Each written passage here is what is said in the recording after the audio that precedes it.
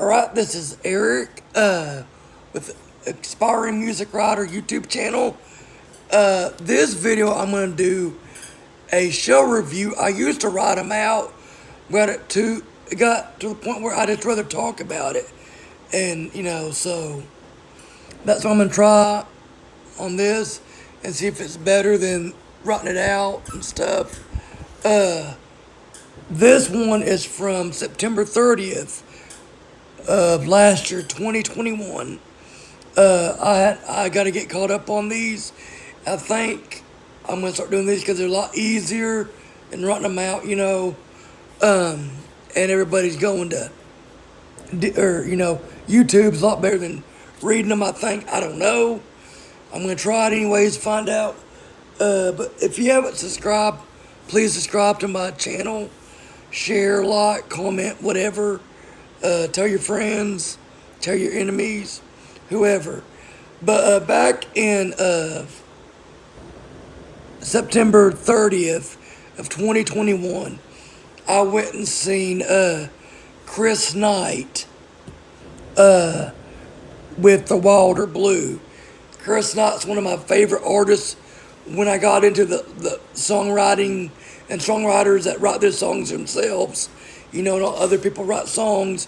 I'm not saying that's a bad thing. I'm just saying, that's one of the ones I gravitated towards was Chris Knight because he was so distinctive. And along with Ragweed, Crushing in Ragweed, Jason Bone, making the motor cars, Stoney LaRue, Randy Rogers Band, Wade Bowen, stuff like that. But anyways, to me, he's more Americana than really country. I wouldn't consider him really country, and I really wouldn't consider him rock, but he's real rock, roots rock, and Americana. If you know who Chris Knight is, he's probably one of the best songwriters in today's music. He's had Gary Allen, I think, record one of his songs. Montgomery Gentry recorded and covered She Couldn't Change Me. I don't know if he's ever actually recorded it himself, but I'd love to hear it. I've heard it on YouTube. I would like to hear a studio version of it.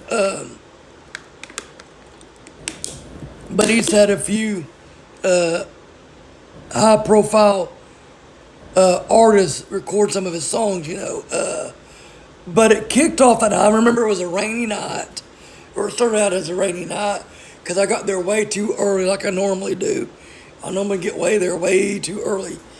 And so I got in there early, and they played at the Majestic. I got up there early, and I got to go in, but when they were setting up the the equipment was really cool because I got to talk to Zane Williams from The Wilder Blue, and he's also got a solo career. But I remember, like I said, it was raining really bad, storming a little bit, really cold. And but I think it ended up clearing up that night. I can't remember. But anyways, like I said, I'm going to try this. I know I yak a lot in between this. But if you know who Wilder Blue is, I think it's 5-piece band out of Texas. It's a bunch of buddies that got together and was doing a side project. Zane Williams, and he's got his own solo career. He's a singer, plays acoustic guitar. Paul Eason is on guitar. He plays guitar for Kevin Fowler. Great singer too. And then Houston bass Lyndon Hughes is on drums. Austin bassist, I can't think of what his name was, I forgot to write down. He's on bass. Then Andy Rogers is on multiple instruments. Dobro, mandolin. I can't remember if he's on fiddle. I think he is, but don't quote me. But you can look at some of my YouTube videos and check out for yourself. I know that night he wasn't there. Or one of them wasn't there because due to COVID. So it was just a 4-piece that night. But if you don't know, they're Americana to me. And if you want Texas music, that is them. They are badass. They've got great, great harmony vocals. I mean, you just just gotta listen to them. They got one album out called, what is their album? High Country or Hill Country? Sorry, Hill Country.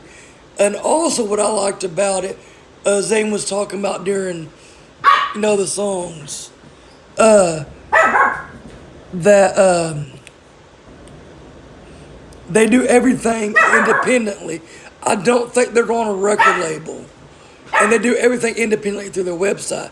And it's a real good thing if you really like that music. I think it's $5 a month, and you get to see everything that they do. New music that comes out, so check it out, thewilderblue.com. And they kicked off with, like Zane said, they were just a four-piece, and they kicked off with River Roll, and all their songs are written by them. I don't think they did any covers that night. They kicked off with River Roll, Adios, and Wave Dancer. That's a great song. Well, they're all great, but I really love Wave Dancer. And then I think they did a couple more songs, and they did Picket Fences, Palomino Gold. That's a great, great song. I love that song. And Dixie Darling. And then I think that, like I said, it's been a while, but I think the whole other, I can't remember if the bands got off stage, and Paul Eason did a Spanish song on the guitar called El Mariachi. I don't know if I'm saying that right, so don't quote me. Great, great song. Even though you didn't understand it, it was still a beautiful song. That's like Rick Trevino, 90s country artist, Bobby Ann Mason, and Running Out of Reasons to Run, and some other stuff back in the mid-90s. And he had a song that was purely in Spanish. To me, it's one of the most beautiful songs. I don't know what it means, but it's great, great music. But anyways, I'm getting off track. And then the whole band came. I think, if I remember correctly, I think Zane did this acoustic. The King Snake and the Rattler. That's a badass tune. It's one you have to really pay attention to, though, because it's not like it's a story song. But it's a fantastic song. And then Ride With Me. I think that was the last song they did. Like I said, great artists, down to earth. I've talked to them both. I love to interview them. I hadn't got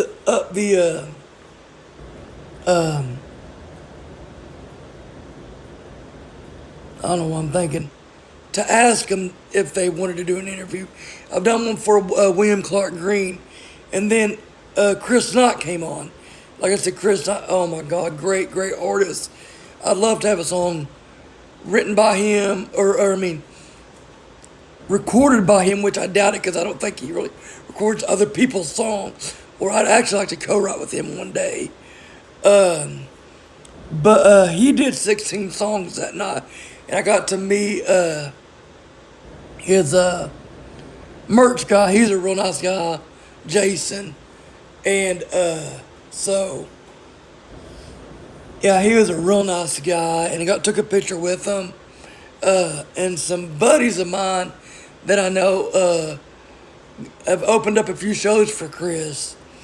But I don't know, don't quote me, but I think most of the time he kicks off with Becky's Bible, which is a great, great song.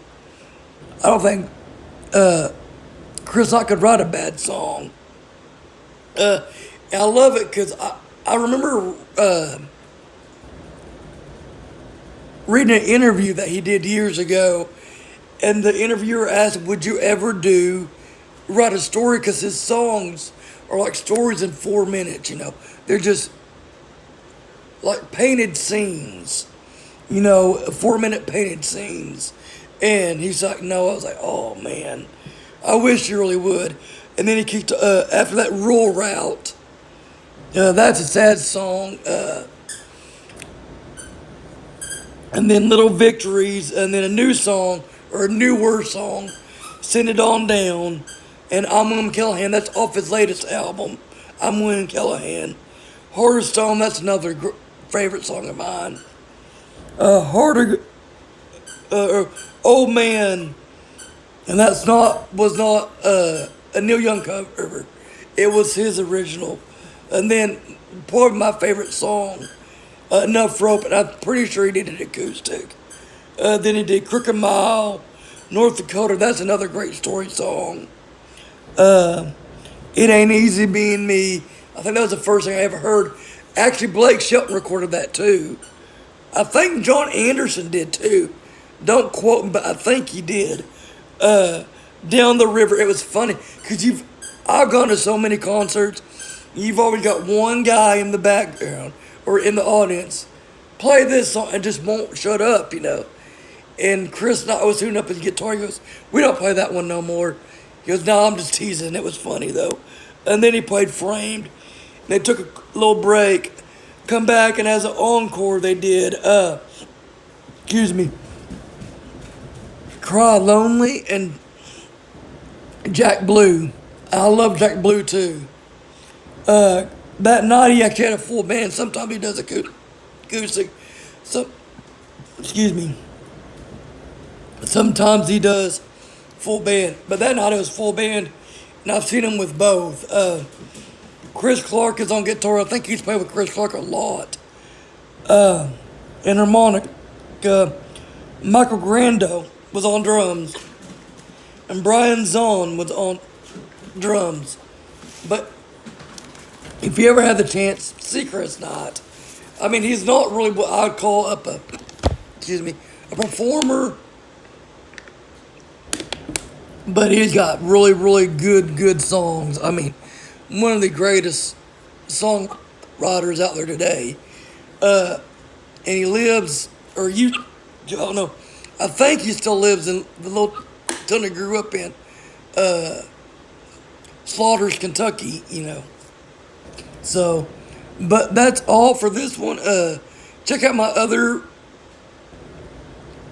videos. I take videos of bands I see. I got a Willie Nelson shirt on. And I do album reviews. Start doing show reviews on this. Talk about music, faith, a little bit of everything. And I'll see y'all later.